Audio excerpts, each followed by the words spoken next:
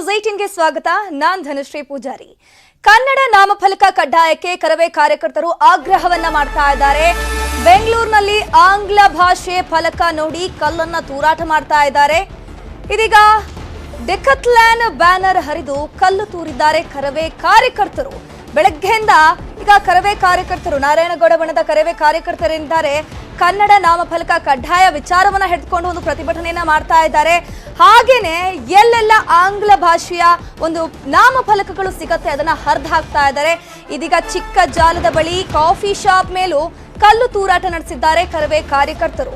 ಕಲ್ಲು ತೂರಾಟ ನಡೆಸಿ ಓಡಿ ಹೋಗಿದ್ದಾರೆ ಒಂದು ಯುವಕರ ಗುಂಪು. ಏರ್ಪೋರ್ಟ್ ನಲ್ಲೂ ಕೂಡ ಸಿಕ್ಕ ಕಡೆ ಕಲ್ಲು ತೂರಿ ತಮ್ಮ ಆಕ್ರೋಶವನ್ನ ವ್ಯಕ್ತಪಡಿಸ್ತಾ ಇದ್ದಾರೆ. ಪ್ರಮುಖವಾಗಿ ಏರ್ಪೋರ್ಟ್ ಭಾಗದಲ್ಲಿ ಪ್ರವಾಸಿಗರು ಬರ್ತಾರೆ, ಹಾಗಾಗಿ ಅಲ್ಲೆಲ್ಲ ಬಹಳಷ್ಟು ಜಾಗಗಳಲ್ಲಿ ಇಂಗ್ಲಿಷ್ ವರ್ಡ್ಸ್ಗಳೇ ಜಾಸ್ತಿ ಆಗಿದೆ. ಹೀಗಾಗಿ ಈ ಕರವೇ ಕಾರ್ಯಕರ್ತರು ಏರ್ಪೋರ್ಟ್ ಬಳಿಯ ಇರುವಂತಹ ಕೆಲವು ಅಂಗಡಿ ಮುಂಗಟ್ಟು ಹೋಟೆಲ್ಗಳ ಬ್ಯಾನರ್ಗಳನ್ನ ಹರಿದು ಹಾಕ್ತಾ ಇದ್ದಾರೆ. ದೃಶ್ಯದಲ್ಲೂ ಕೂಡ ನೋಡ್ತಾ ಇರಬಹುದು ನೀವು. ನಾಮಫಲಕಗಳನ್ನ ನೋಡಿ ಕಲ್ಲು ಬಿಸಾಡ್ತಾ ಇದ್ದಾರೆ ಯುವಕರು. ಎಷ್ಟೇ ಹೇಳಿದ್ರು ಕೂಡ ಕೇಳ್ತಾನೆ ಇಲ್ಲ, ಮನ ಬಂದಂತೆ ವರ್ತಿಸ್ತಾ ಇದ್ದಾರೆ. ಎಲ್ಲರನ್ನ ಸದ್ಯಕ್ಕೆ ಕಾಕಿ ವಶಕ್ಕೆ ಪಡ್ಕೊಂಡಿದ್ದಾರೆ.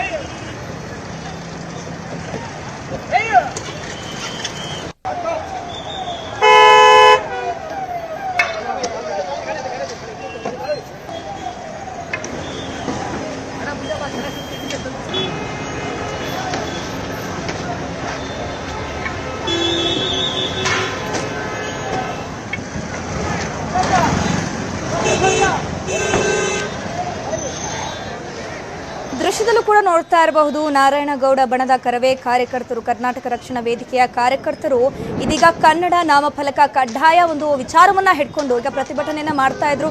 ಇಷ್ಟು ದಿನ ಒಂದು ಮಾತಲ್ಲೇ ಇತ್ತು ಅಷ್ಟೇ. ಈಗ ಆದ್ರೆ ಅವರು ರಸ್ತೆಗಿಳಿದು ಪ್ರತಿಭಟನೆಯನ್ನ ಮಾಡ್ತಾ ಇದ್ದಾರೆ.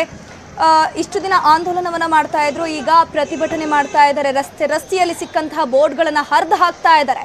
ಕನ್ನಡ ನಾಮಫಲಕ ಕಡ್ಡಾಯವಾಗಿ ಹಾಕಬೇಕು, ಸರ್ಕಾರದ ಆದೇಶ ಇದೆ. ಪ್ರತಿಯೊಂದು ಹೋಟೆಲ್ ಇರಬಹುದು, ಅಂಗಡಿ ಮುಂಗಟ್ಟಿರಬಹುದು, ಎಂಥದ್ದೇ ಜಾಗದಲ್ಲಿ ನೀವೊಂದು ಬ್ಯಾನರ್ ಹಾಕ್ತಿದ್ದೀರಾ, ನಾಮಫಲಕ ಹಾಕ್ತಿದ್ದೀರಾ ಅಂತಂದ್ರೆ ಅದರಲ್ಲಿ 60% ಕನ್ನಡ ಇರಬೇಕು.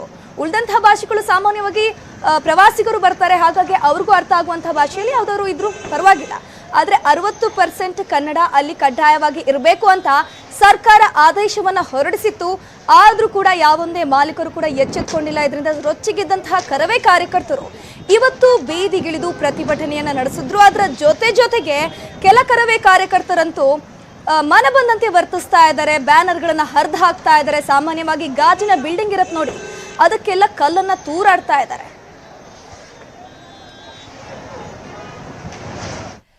ಕನ್ನಡ ನಾಮಫಲಕ ಕಡ್ಡಾಯ ಅಳವಡಿಕೆ ವಿಚಾರಕ್ಕೆ ಸಂಬಂಧಪಟ್ಟಂತೆ ಕನ್ನಡ ಬೋಧನೆ ಅನುಷ್ಠಾನಕ್ಕಾಗಿ ಟಾಸ್ಕ್ ಫೋರ್ಸ್ ಸಮಿತಿ ರಚನೆ ಮಾಡಲಾಗಿದೆ. ಕನ್ನಡ ಸಂಸ್ಕೃತಿ ಪೊಲೀಸ್ ಇಲಾಖೆಯ ಟಾಸ್ಕ್ ಫೋರ್ಸ್ ಸಮಿತಿ ರಚನೆಗೆ ಇದೀಗ ಚಿಂತನೆಯನ್ನ ನಡೆಸಲಾಗ್ತಾ ಇದೆ. ಕಾನೂನು ತಂದ ಬಳಿಕ ಕನ್ನಡ ನಾಮಫಲಕ ಹಾಕದಿದ್ರೆ ಅಂಗಡಿ ಪರವಾನಗಿ ರದ್ದು ಮಾಡಲಾಗುತ್ತೆ.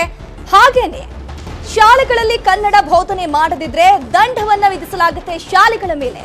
ಅಷ್ಟೇ ಅಲ್ಲದೆ ಶಿಕ್ಷಣ ಸಂಸ್ಥೆ ಮಾನ್ಯತೆ ಕೂಡ ರದ್ದಾಗುವಂಥದ್ದು. ವಿಕಾಸಸೌಧದಲ್ಲಿ ಸಚಿವ ಶಿವರಾಜ ತಂಗಡಿಗೆ ಹೇಳಿಕೆಯನ್ನ ಕೊಟ್ಟಿದ್ದಾರೆ. ಈ ಬಗ್ಗೆ ಸಿಎಂ ಡಿಸಿಎಂ ಸ್ಪಷ್ಟವಾಗಿ ಹೇಳಿದ್ದಾರೆ. ಸರ್ಕಾರಿ ಕಡತಗಳು ಕನ್ನಡದಲ್ಲೇ ಆರಂಭವಾಗಬೇಕು, ಕನ್ನಡ ಪರ ಸಂಘಟನೆಗಳು ಹೇಳಿದಂತೆ ಕಾನೂನು ತರ್ತೀವಿ ಅಂತ ಇದೀಗ ಶಿವರಾಜ ತಂಗಡಿಗೆ ಹೇಳಿಕೆಯನ್ನ ಕೊಟ್ಟಿದ್ದಾರೆ. ಈಗಾಗಲೇ ಬೆಳಗ್ಗೆಯಿಂದ ಕರವೇ ಕಾರ್ಯಕರ್ತರು ರೊಚ್ಚಿಗೆದ್ದಿದ್ದಾರೆ, ಪ್ರತಿಭಟನೆಯನ್ನ ಮಾಡ್ತಾ ಇದ್ದಾರೆ, ಮನ ಬಂದಂತೆ ವರ್ತಿಸ್ತಾ ಇದ್ದಾರೆ. ಇದರ ಬೆನ್ನಲ್ಲೇ ಇದೀಗ ವಿಕಾಸಸೌಧದಲ್ಲಿ ಸಚಿವ ಶಿವರಾಜ ತಂಗಡಿಗೆ ಹೇಳಿಕೆಯನ್ನ ಕೊಟ್ಟಿರುವಂತದ್ದು.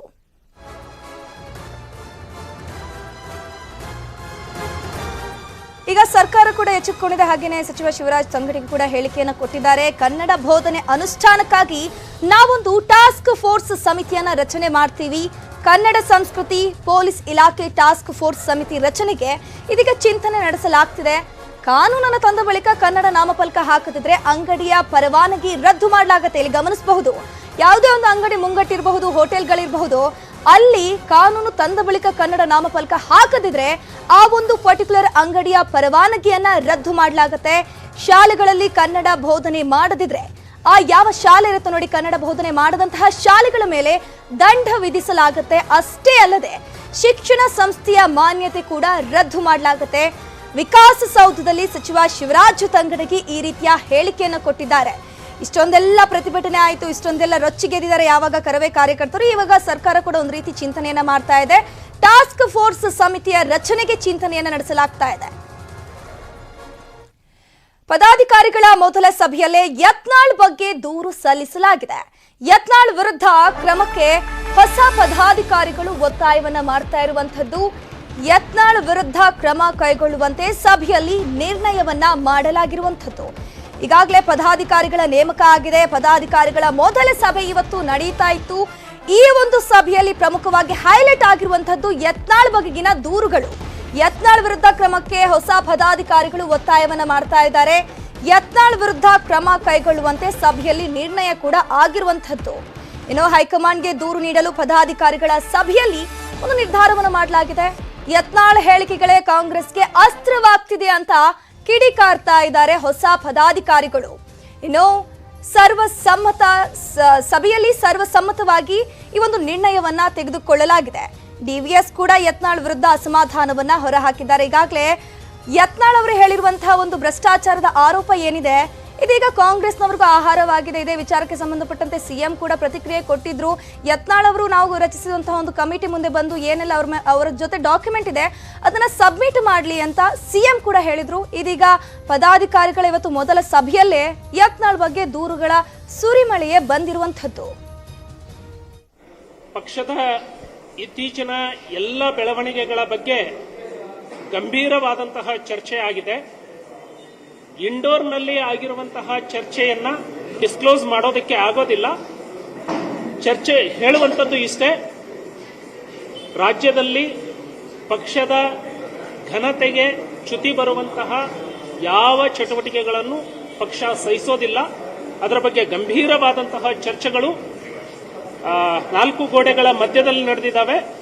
ನಮ್ಮ ಕೇಂದ್ರದ ನಾಯಕರು ಸೂಕ್ತವಾದಂತಹ ನಿರ್ಧಾರವನ್ನು ಅತ್ಯಂತ ಸೂಕ್ತವಾದಂತಹ ಸಂದರ್ಭದಲ್ಲಿ ತೆಗೆದುಕೊಳ್ತಾರೆ.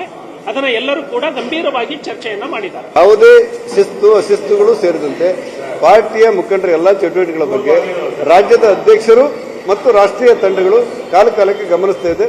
ಸರಿಯಾದ ನಿರ್ಧಾರಗಳು ಸಕಾಲದಲ್ಲಿ ಆಗುತ್ತೆ. ಯಾವುದೇ ಶಿಸ್ತು ಅಶಿಸ್ತುಗಳು ಸೇರಿದಂತೆ ಪಾರ್ಟಿಯ ಮುಖಂಡರ ಎಲ್ಲಾ ಚಟುವಟಿಕೆಗಳ ಬಗ್ಗೆ ಡಜನ್ಗಟ್ಟಲೆ ವ್ಯಕ್ತಿಗಳು, ಪಕ್ಷದ ಪ್ರಮುಖ ಸ್ಥಾನದಲ್ಲಿರುವಂತಹ ವ್ಯಕ್ತಿಗಳು ಪಕ್ಷದ ಮೇಲೆ, ಪಕ್ಷದ ನಾಯಕರ ಮೇಲೆ ನಿರಂತರವಾಗಿ ಮಾತಾಡ್ತಾ ಇರ್ತಾರೆ. ಇದರ ಬಗ್ಗೆ ಕೇಂದ್ರದ ವರಿಷ್ಠರಾಗಲಿ ಅಥವಾ ರಾಜ್ಯದ ಪ್ರಮುಖರಾಗಲಿ ಯಾರು ಕೂಡ ಯಾವುದೇ ರೀತಿಯ ದಿಟ್ಟ ಹೆಜ್ಜೆಯನ್ನು ಯಾಕೆ ಇಡ್ತಾ ಇರಲಿಲ್ಲ. ಭಾರತೀಯ ಜನತಾ ಪಾರ್ಟಿಯನ್ನ ಇವತ್ತು ಏನಾದರೂ ಕುಲಗಡಿಸುವುದಿದ್ರೆ ಅದು ಭಾರತೀಯ ಜನತಾ ಪಾರ್ಟಿಯ ಒಳಗಿರುವಂತ ಹಲವು ಪಕ್ಷ ವಿರೋಧಿ ಚಟುವಟಿಕೆ ಮಾಡ್ತಾ ಇರುವವರು ಅಂತ ಹೇಳುವಂತ ಮಾತನ್ನು ಹೇಳಿ ಡಜನ್ಗಟ್ಟಲೆ ವ್ಯಕ್ತಿಗಳು ಪಕ್ಷದ ಯತ್ನಾಳ್ ವಿರುದ್ಧ ಎಎಸ್ ಪಾಟೀಲ್ ನಡಹಳ್ಳಿ ಟಾಂಗ್ ಕೊಟ್ಟಿದ್ದಾರೆ. ನಾಗರಹಾವಿಗೆ ತಲೆನೋವು ಬಂದಾಗ ಏನ್ ಮಾಡುತ್ತೆ? ತಲೆನೋವು ಬಂದಾಗ ತಲೆ ಚಚ್ಚಿಕೊಂಡು ಸಾಯತ್ತೆ. ಯತ್ನಾಳ್ಗೆ ತಲೆನೋವು ಬಂದು ತಲೆ ಚಚ್ಚಿಕೊಳ್ತಿದ್ದಾರೆ. ನಾಗರಹಾವಿಗೆ ಔಷಧಿ ಇದೆ, ಸೂಕ್ತ ಸಂದರ್ಭದಲ್ಲಿ ಕೊಡ್ತೇವೆ ಅಂತ ಯತ್ನಾಳ್ ವಿರುದ್ಧ ಸೂಕ್ತ ಕ್ರಮದ ಬಗ್ಗೆಯೂ ಚರ್ಚೆ ಆಗಿದೆ ಅಂತ ಎಎಸ್ ಹೇಳಿಕೆಯನ್ನು ಕೊಟ್ಟಿರುವಂತದ್ದು ನಡಹಳ್ಳಿ ಅವರು. ಈಗಾಗಲೇ ಯತ್ನಾಳ್ ಅವರಿಗೆ ತಲೆನೋವು ಬಂದು ತಲೆಯನ್ನ ಚಚ್ಚಿಕೊಳ್ತಾ ಇದ್ದಾರೆ. ನಾಗರಹಾವಿಗೆ ಔಷಧಿ ಇದೆ, ಸೂಕ್ತ ಸಂದರ್ಭದಲ್ಲಿ ಕೊಡ್ತೇವೆ ಅಂತ ಹೇಳ್ತಾರೆ. ಇನ್ನು ಆದಷ್ಟು ಬೇಗನೆ ಕ್ರಮದ ಬಗ್ಗೆಯೂ ಪಕ್ಷ ತೀರ್ಮಾನವನ್ನ ಕೈಗೊಳ್ಳುತ್ತೆ. ಬಿಜೆಪಿ ಕಚೇರಿಯಲ್ಲಿ ನೂತನ ರೈತ ಮೋರ್ಚಾ ಅಧ್ಯಕ್ಷ ಎಎಸ್ ಪಾಟೀಲ್ ನಡಹಳ್ಳಿ ಹೇಳಿಕೆಯನ್ನ ಕೊಟ್ಟಿರುವಂತದ್ದು. ಯತ್ನಾಳ್ ವಿರುದ್ಧ ಈಗಾಗಲೇ ಸ್ವಪಕ್ಷದವರೇ ತಮ್ಮ ಆಕ್ರೋಶವನ್ನು ವ್ಯಕ್ತಪಡಿಸ್ತಾ ಇದ್ದಾರೆ.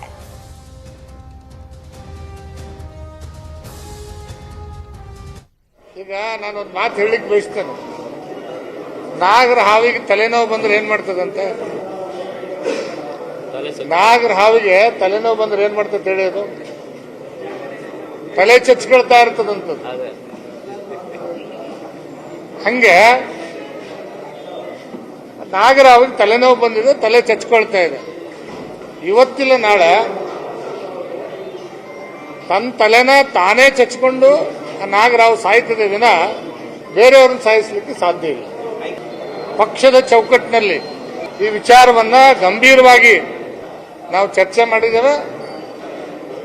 ಸೂಕ್ತ ಸಂದರ್ಭದಲ್ಲಿ ಸೂಕ್ತ ನಿರ್ಧಾರವನ್ನು ಪಕ್ಷ ತೆಗೆದುಕೊಳ್ತೇವೆ. ಈಗ ನಾನೊಂದು ಮಾತು ಹೇಳಲಿಕ್ಕೆ ಬಯಸ್ತೇನೆ. ರಾಜ್ಯದಲ್ಲಿ ಮತ್ತೆ ಕೊರೋನಾ ಕೇಸ್ ಏರಿಕೆ ಆಗ್ತಾ ಇದೆ. ಚಿತ್ರದುರ್ಗ ಜಿಲ್ಲಾಸ್ಪತ್ರೆಯಲ್ಲಿ ವೆಂಟಿಲೇಟರ್ ಸಮಸ್ಯೆ ಎದುರಾಗ್ತಾ ಇದೆ. ಕೆಟ್ಟು ಹೋಗಿವೆ ಇಲ್ಲಿನ ವೆಂಟಿಲೇಟರ್ಸ್ಗಳು. ಕೋವಿಡ್ ವೇಳೆ ಒಟ್ಟು 41 ವೆಂಟಿಲೇಟರ್ಸ್ಗಳನ್ನು ತರಲಾಗಿರುತ್ತೆ. ಇನ್ನು ಅಲ್ಲಿ 30ಕ್ಕೂ ಹೆಚ್ಚು ವೆಂಟಿಲೇಟರ್ಸ್ ಇದೀಗ ಸದ್ಯಕ್ಕೆ ಕೈಕೊಟ್ಟಿದೆ. 41ರಲ್ಲಿ 30 ಹಾಳಾಗಿ ಹೋಗಿದೆ. ಇನ್ನು ಕೇವಲ 11 ವೆಂಟಿಲೇಟರ್ಸ್ಗಳು ಮಾತ್ರ ವರ್ಕಿಂಗ್ ಕಂಡೀಷನ್ ಅಲ್ಲಿರುವಂಥದ್ದು.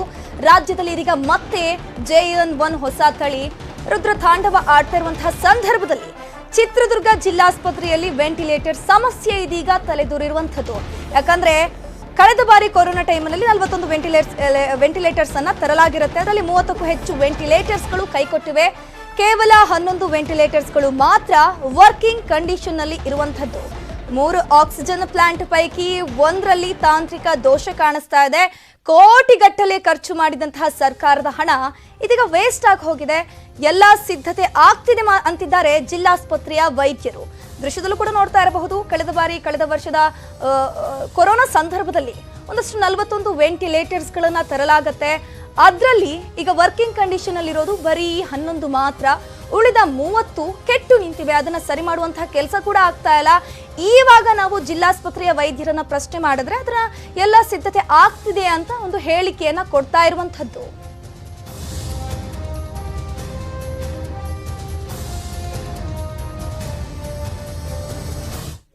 ಈಗ ಅವೇನು 1 ಲಕ್ಷ 2 ಲಕ್ಷ ಅಲ್ಲ, ಏನಲ್ಲ, ಅವು ಲಕ್ಷಾಂತರ ಗಟ್ಟಲೆ 10-20 ಲಕ್ಷ ಬೆಲೆ ಬಾಳುವಂಥ ವೆಂಟಿಲೇಟರ್ಗಳನ್ನ ಅಷ್ಟು ಸಹ ಈಗ 30-35 ವೆಂಟಿಲೇಟರ್ಗಳು ಕೆಟ್ಟೋಗಿದ್ದಾವೆ. ಅವು ಸಣ್ಣ ಪುಟ್ಟ ಆಗಿದ್ದಾವೆ ಅಂತಂದರೆ ಎಂಥ ದುರಂತ ನೋಡಿ. ಈಗ ಸರ್ಕಾರದ ಅನ್ನ ತಿಂತಾರೆ, ಸರ್ಕಾರ ಸಂಬಳ ಕೊಡುತ್ತೆ, ಅವ್ರಿಗೆ ಇಲ್ಲಿರ್ತಕ್ಕಂಥ ಎಲ್ಲರಿಗೂ ಸಹ ಮೇಂಟೆನೆನ್ಸ್ ಮಾಡ್ದಲೇ ಈಗ ಮೇಂಟೆನೆನ್ಸ್ ಮಾಡ್ದಲೇ ಇಷ್ಟಕ್ಕೊಂದು ಸರ್ಕಾರಕ್ಕೆ ಹಾನಿಯಾಗಿರ್ತಕ್ಕಂಥದ್ದು ಭಾಳ ದುರಂತವಾಗಿದೆ. ಎಷ್ಟೋ ಜನ ಆತಂಕಕ್ಕೊಳಗಾಗಿದೆ. ಯಾಕೆಂದರೆ ಅಷ್ಟೇ ಇನ್ನೂ 30 ಇಲ್ಲಲ್ಲ ಅಂತಕ್ಕಂಥದ್ದು ಎಲ್ಲೋ ಒಂದು ಕಡೆ ಸಾರ್ವಜನಿಕರು ಮತ್ತು ಬರ್ತಕ್ಕಂಥವ್ರು ಯಾರು ಕೋವಿಡ್ ಇರ್ತಕ್ಕಂಥವ್ರಿಗೆ ಭಯ ಮತ್ತು ಆತಂಕ ಉಂಟಾಗಿದೆ. ಈಗ ಅವೇನು 1 ಲಕ್ಷ 2 ಲಕ್ಷ ಅಲ್ಲ, ಏನೋ ತುಂಬ ಅವಶ್ಯಕವಾಗಿರುವ ಆಕ್ಸಿಜನ್ 3 ಪ್ಲ್ಯಾಂಟ್ ಇದೆ ನಮ್ಮಲ್ಲಿ. ಅದರಲ್ಲಿ 1 ಪ್ಲ್ಯಾಂಟ್ ಮಾತ್ರ ಸಣ್ಣ ದುರಸ್ತಿ ಇದೆ. ಅದನ್ನು ಇವತ್ತು ವ್ಯವಸ್ಥೆ ಮಾಡ್ಕೊಂಡಿದ್ದೀವಿ, ಅದನ್ನು ರಿಪೇರಿ ಮಾಡಿಸೋದಕ್ಕೆ.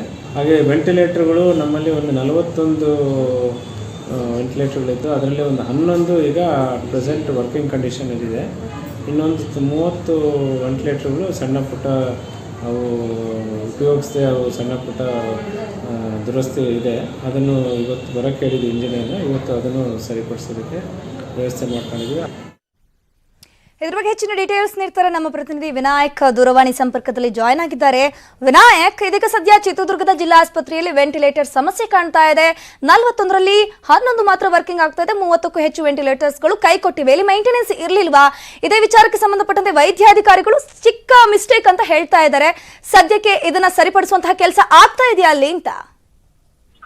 ಧನುಶ್ರೀ, ಚಿತ್ರದುರ್ಗ ಜಿಲ್ಲಾಸ್ಪತ್ರೆಯಲ್ಲಿ ಎಲ್ಲವೂ ಸರಿ ಇಲ್ಲ ಅನ್ನುವಂಥದ್ದು ಈ ಪ್ರಕರಣದಿಂದ ಮತ್ತಷ್ಟು ಬಹಿರಂಗವಾಗ್ತಾ ಇರುವಂತದ್ದು. ಏನು ಈ ರಾಜ್ಯದಲ್ಲಿ ಕೋವಿಡ್ ಪರಿಸ್ಥಿತಿ ತಲೆದೋರುವಂತ ಸಂದರ್ಭದಲ್ಲಿ, ಪ್ರಕರಣಗಳು ಹೆಚ್ಚಿರುವಂತಹ ಸಂದರ್ಭದಲ್ಲಿ ಸಹಜವಾಗಿ ಜನರಿಗೆ ಆತಂಕ ಸೃಷ್ಟಿಯಾಗಿರುವಂತದ್ದು. ಯಾಕೆಂತ ಹೇಳಿದ್ರೆ ಕಳೆದ ಸಾರಿ ತುಂಬಾ ಭೀಕರವಾಗಿ ಆ ಸ್ಥಿತಿಯನ್ನ ಅನುಭವಿಸಿದ್ರು. ಹಾಗಾಗಿ ವೆಂಟಿಲೇಟರ್ಗಳು ತುಂಬಾ ಅಗತ್ಯವಾಗಿ ಬೇಕಾಗುತ್ತೆ ಮತ್ತು ಆಕ್ಸಿಜನ್ ಪ್ಲಾಂಟ್ ಕೂಡ ಅಷ್ಟೇ ಅಗತ್ಯವಾಗಿ ಅಂತ ಪೇಷಂಟ್ ಗಳಿಗೆ ಬೇಕಾಗುತ್ತೆ. ಇದೀಗ ಕೋವಿಡ್ ಸಂದರ್ಭದಲ್ಲಿ ಈ ಸರ್ಕಾರ ಈ ಎಲ್ಲಾ ವ್ಯವಸ್ಥೆಯನ್ನು ಕೂಡ ಮಾಡ್ಕೊಳ್ಳಿಕ್ಕೆ ಈಗಾಗಲೇ ಆರೋಗ್ಯ ಇಲಾಖೆ ಮೂಲಕ ಏನು ಅಧಿಕಾರಿಗಳಿಗೆ ಸೂಚನೆ ಕೊಟ್ಟಿರುವಂತದ್ದು. ಆ ಸೂಚನೆ ಮೇರೆಗೂ ಕೂಡ ಈ ಜಿಲ್ಲಾಸ್ಪತ್ರೆಯನ್ನ ಪರಿಶೀಲನೆ ಮಾಡಿದಂತ ಸಂದರ್ಭದಲ್ಲಿ ಈಗ 41 ವೆಂಟಿಲೇಟರ್ಸ್ ಗಳಲ್ಲಿ ಈಗ ಕೇವಲ 11 ಮಾತ್ರ ವರ್ಕಿಂಗ್ ಕಂಡೀಷನ್ ಅಲ್ಲಿ ಇರುವಂತದ್ದು. ಅದರಲ್ಲಿ 30 ವೆಂಟಿಲೇಟರ್ಗಳು ಕಳೆದ ಸಾರಿ ಏನು ಕೋವಿಡ್ ಸಂದರ್ಭದಲ್ಲಿ ತಂದು ಬಳಕೆ ಮಾಡಲಾಗ್ತಿತ್ತು, ಅವು 30 ಕೂಡ ಕೆಟ್ಟು ನಿಂತಿರುವಂತದ್ದು. ಇವುಗಳನ್ನ ನೋಡ್ತಾ ಇದ್ರೆ ಎಲ್ಲೋ ಒಂದ್ ಕಡೆ ಏನು ಕೋವಿಡ್ ಹೆಚ್ಚಾದಂತ ಸಂದರ್ಭದಲ್ಲಿ ಇನ್ನೂ ಉಲ್ಬಣ ಆಗುವಂತ ಸ್ಥಿತಿ ನಿರ್ಮಾಣ ಆಗುತ್ತಾ ಅನ್ನುವಂಥದ್ದು ಈ ಜನರ ಆತಂಕಕ್ಕೆ ಕಾರಣವಾಗಿದೆ. ಧನಶ್ರೀ, ಧನ್ಯವಾದಗಳು ವಿನಾಯಕ್ ತಮ್ಮೆಲ್ಲ ಡೀಟೇಲ್ಸ್ಗಾಗಿ. ಹಾವೇರಿಯಲ್ಲಿ ವಿದ್ಯಾರ್ಥಿನಿಗೆ ಚಿಕಿತ್ಸೆ ನೀಡಿದ ನಕಲಿ ಡಾಕ್ಟರ್ನ ಎಡವಟ್ಟು ಪ್ರಕರಣಕ್ಕೆ ಸಂಬಂಧಪಟ್ಟಂತೆ ಡಾಕ್ಟರ್ ಉದಯಕುಮಾರ್ ಚಿಕಿತ್ಸಾ ಹಾಗೂ ಜನೌಷಧಿ ಕೇಂದ್ರಕ್ಕೆ ಬೀಗ ಜಡಿಯಲಾಗಿದೆ. ಹಾವೇರಿಯ THO ಪ್ರಭಾಕರ್ ನೇತೃತ್ವದಲ್ಲಿ ಈ ಒಂದು ಜನೌಷಧಿ ಕೇಂದ್ರ ಬಂದ್ ಮಾಡಲಾಗಿರುವಂತದ್ದು. ಹಾವೇರಿ ತಾಲೂಕಿನ ಕರ್ಜಗಿ ಗ್ರಾಮದಲ್ಲಿದ್ದಂತಹ ಔಷಧಿ ಕೇಂದ್ರ ಇದು. ಸದ್ಯ ರೋಗಿಗಳಿಗೆ ಈ ನಕಲಿ ವೈದ್ಯ ಉದಯ್ ಕುಮಾರ್ ಪುರಾಣಿಕ ಮಠ ಈತ ಒಬ್ಬ ಚಿಕಿತ್ಸೆಯನ್ನ ನೀಡ್ತಾ ಇದ್ದ. ಈತ ನಕಲಿ ವೈದ್ಯ. ಡಿಸೆಂಬರ್ 5ರಂದು ಕಾಲೇಜು ವಿದ್ಯಾರ್ಥಿನಿಗೆ ಚಿಕಿತ್ಸೆಯನ್ನ ನೀಡಿದ್ದ ಈತ. ಅಂತಹ ಸಂದರ್ಭದಲ್ಲಿ ಬಳಿಕ ನಿಶಕ್ತಿಯಾಗಿತ್ತು ವಿದ್ಯಾರ್ಥಿನಿಗೆ. ಎರಡೂ ಕೈಗಳು ಕೂಡ ಕೆಲಸ ಮಾಡ್ತಾ ಇರಲಿಲ್ಲ. ಈ ಕುರಿತು ನಿಮ್ಮ ನ್ಯೂಸ್ 18 ಕನ್ನಡ ಸುದ್ದಿಯನ್ನ ಪ್ರಸಾರ ಮಾಡಿತ್ತು. ಇದೀಗ ಸುದ್ದಿ ಪ್ರಸಾರವಾದ ತತ್ಕ್ಷಣವೇ ವೈದ್ಯನ ವಿರುದ್ಧ ದೂರು ದಾಖಲಿಸಲು ಆರೋಗ್ಯ ಇಲಾಖೆ ಕೂಡ ಮುಂದಾಗಿದೆ. ಈಗಾಗಲೇ ಹಾವೇರಿಯ THO ಪ್ರಭಾಕರ್ ನೇತೃತ್ವದಲ್ಲಿ ಒಂದು ತಂಡ ಬಂದು ಹಾವೇರಿ ತಾಲೂಕಿನ ಕರ್ಜಗಿ ಗ್ರಾಮದಲ್ಲಿದ್ದಂತಹ ಪ್ರಭಾಕರ್ ಉದಯಕುಮಾರ್ ಚಿಕಿತ್ಸಾ ಹಾಗೂ ಜನೌಷಧಿ ಕೇಂದ್ರಕ್ಕೆ THO ಪ್ರಭಾಕರ್ ಬೀಗವನ್ನ ಜಡಿದಿದ್ದಾರೆ. ಈತ ನಕಲಿ ವೈದ್ಯ.